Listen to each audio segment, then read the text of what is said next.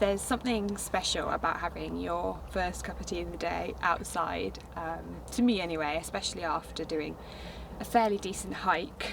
We're just on a hill that's very local to me. It's about 5 minutes away to the start point. It's Craigbeg in Kingussie, and it's a really lovely hill, and we come up here pretty regularly all year round. This time of year it's nice to be able to get up and get out, particularly as later on today it's going to be quite hot. It's already quite hot. It must only be about 7:30 by now. Yeah, but it's a decent climb. I'm not actually much of a hill walker. I'm more of a general hiker. But yeah, this is one that I can manage, but it's a bit of a challenge, particularly when it's a bit warm, so I'm a bit like sweaty at the moment. But I'm just gonna have some tea, have a wee wander around, and then head back down, and I will chat to you more later on when we get back to the tiny home about my decision to come off Instagram, a bit more about why I've done that, and just as importantly what I plan to do next or instead of Instagram. So I will catch you in a bit.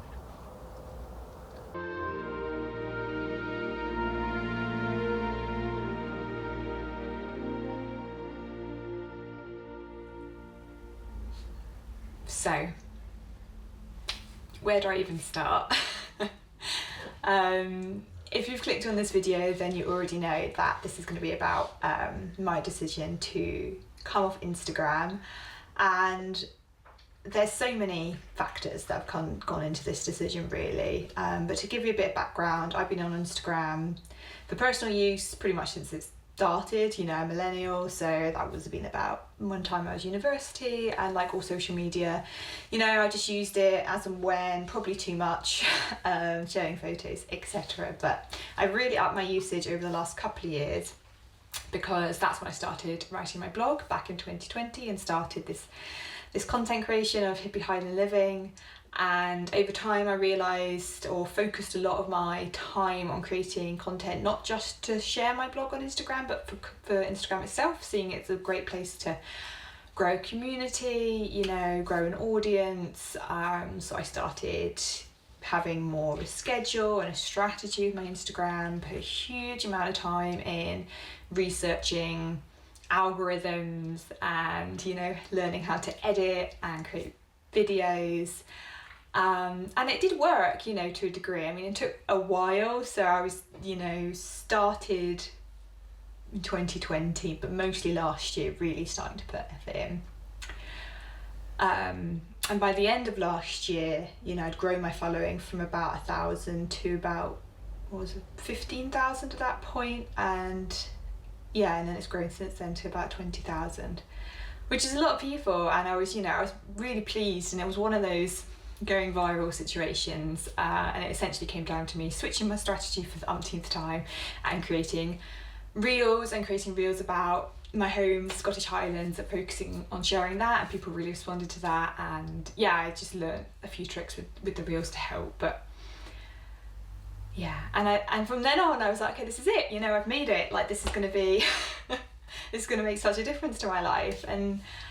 And then it kind of didn't, you know, nothing much changed, professionally or personally, apart from probably putting more pressure on myself to keep it up. You know, I definitely didn't take time off like I used to. I definitely felt the pressure. Every time I put up a reel, I was like, oh, is this one going to flop, or is this one going to do well? It was so hit and miss. I mean, you can be strategic. You can be strategic with Instagram. There are ways to make it work for you, but it doesn't always work. It just doesn't. Like the way the algorithm works, you constantly have to be evolving and changing, and yeah, it's a huge amount of work, basically, a huge amount of work being on Instagram, and it meant that I couldn't do other things. So if I was focusing on getting content for Instagram and YouTube, it meant I had to stop writing. Essentially, I stopped writing my blog. Doing all three was just too much, considering I only do this part-time anyway. I have another job as a wildlife conservationist. Yeah, it just took so much time. It took so much of my creativity as well. I mean, on the face of it, when you look at like my reels, for instance, they weren't like, it didn't look like I spent a lot of time on them, but I actually really did. Some of them were quite quick, but some of them, you know, were a lot more methodical. I could take hours creating reels, and constantly having to come up with new ideas as well. That's the thing, because it's short-term content and I wanted to get out 2-3 reels a week and posts and stories. It was like, you know, looking at my content calendar, it was mad. And I made it work. I made it work for a good few months. I was trying to be efficient with my time. I could fit it in, so I just kept going. And then one day I was watching a video, another tutorial or sort of, video about Instagram, about improving my stories, thinking, okay, now I need to up those. Now I need to improve my engagement with my stories. And I was just like, but I don't want to. I just don't want to. I don't want to put more time into it. As much as I love my community, I just wasn't feeling connected to them like I was probably when I had a smaller audience. As much as, you know, I was still getting a lot of love on my Instagram, and I was so grateful for that. It was taking a huge amount out of me. And then it just sort of crept on me. I was like, well, why don't I just stop? You know, why don't I just come off Instagram entirely? Because for me, I wouldn't want to keep going and doing it half-assed, as it were. Like I know that with Instagram, you have to be on it, you have to be online, you have to put a lot of effort in. If you do it without that, at least in my experience, it just doesn't work. And I just was niggling at me, that feeling of always having to be online, or you know, I tried to take time off. I had a constant battle to try and get balance with social media. You know, I would take weekends off. I started disabling the app off my phone, because if it was on my phone, I would go on it. I started disabling my app from my phone on weekends. I'd set timers when I was allowed to be on it. I'd set up do not disturb things on my phone. I did put up so many boundaries to try and help, but then it would come around again every Monday, and it's like I fall into all the bad habits. You know, I've got 5 minutes here, let me just check Instagram. It wasn't mindful, really, and I couldn't get control of it. I was addicted, and I just had enough. And then I started thinking, okay, logically, I know from a personal point of view it's not serving me anymore, and that's enough in itself. But when I looked at what this big audience, or at least for me, this big audience has given me for my business, and I figured out it wasn't actually giving me a huge amount. You know, for the amount of time I was spending on it, what did I actually want to do with it? You know, what was the point, essentially? And for me, I have a lot of goals with this business, and a lot of them are around writing. Actually, I'd love to write a book one day. That's like something I've kind of wanted to do since I was a kid, and I'd love to learn to write more. I did a writing course recently online, and I just loved it. And then I've had YouTube. You know, I started YouTube 6 months ago, and I've absolutely fallen in love with it, and I want to keep doing this. And I was like, well, why don't I just stick to those things and drop Instagram? It's not giving me a huge amount more. Even if I've got a wider audience, I know that the engagement on my YouTube, for instance, You Lovely Few4, are so much more engaged because it is longer form content. You know, we have more of a conversation between us, so I feel more connected to you. So when I realised all of that, I was like, well, there's really no option now. I'm gonna have to come off Instagram. And when I made that decision, like, it was just, a bit emotional. I was just like, felt such relief. I didn't realise it was a burden. And I basically wanted to live the life I preach. I wanted to legitimately live slowly.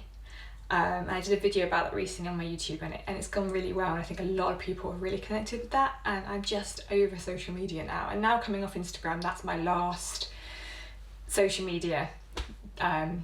You know, I came off Twitter. Twitter was never really my thing, so that wasn't a big thing. I came off Twitter probably a year ago. Came off Facebook last year, and that was like, well, should I come off, should I not? You know, it was a bit of a I never missed it, not at all. But Instagram, from both the personal and professional point of view, was the biggie for me. So that's, of course I'm still on YouTube, so I don't know, I suppose that counts as a social media, but to me it's so different. You know, with my YouTube, I go on, I upload a video once a week. You know, I make sure I respond to comments, maybe check in every couple of days after I put up a video, just to make sure, you know, I don't want to ignore anybody. And I enjoy watching YouTube videos myself, and I don't find that I waste a huge amount of time doing that. I get a lot of value from that. So I still have YouTube, but the others have gone, and the relief is amazing. And also, alongside getting rid of Instagram, I decided, okay, now I have the time to really invest in my writing. So I'm really excited to relaunch or launch a new newsletter. So I've called it Simple Scottish Stories, and it's a weekly newsletter where I'll be writing straight to my audience, and all about stuff I've been talking on my YouTube, all about slow living, simple living, minimalism, sharing things I'm enjoying, books and recipes, and also doing some stuff on my experience as a creative and what I've learned through building this kind of side hustle career. And yeah, I'm really excited, and I've already, since I announced on my Instagram that I was coming off, I've already had so many people subscribe to that, and I feel just so grateful. And it was like, oh, you are there. There are still people within my community that I can genuinely connect with. So yeah, if you do want to join that will be a weekly newsletter, and you'll get a lot more personal insight to me and my experience and my life and ways of connecting with me. So I'll leave the link down below in case you wanted to subscribe to that, totally free, of course. But yeah, feels like a big weight off, feels like the right decision for me, and that's how I do my life. I make the right decisions for me, even if on the face of it they look quite strange. And it's also really odd that me coming off Instagram is such a big deal. When I've told people, they've been like, what? what do you mean, like, why? But then I'm not the only one. I've already had a lot of feedback from you guys that you're thinking about it or have done it yourself, and it's added so much value to your life. So I will keep you posted. I'm only disabling my Instagram, which means you can log back in if you ever want to, just because I have a lot of content on there and I'm not quite ready to just delete the entire thing. But knowing me, I know it's very unlikely that I'll pick it back up. I tend to never go backwards when I've made a decision. But I'll keep you posted about how this is impacting my life and what I learn along the way. But yes, and thank you very much as always for being here. Like, this community means the absolute world to me, and I won't get emotional.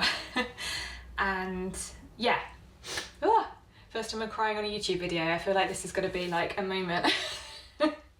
And if you do want to subscribe to my newsletter, like I said, I'll link that down below. But otherwise, I'm going to leave that there, and I will see you lovely people next week.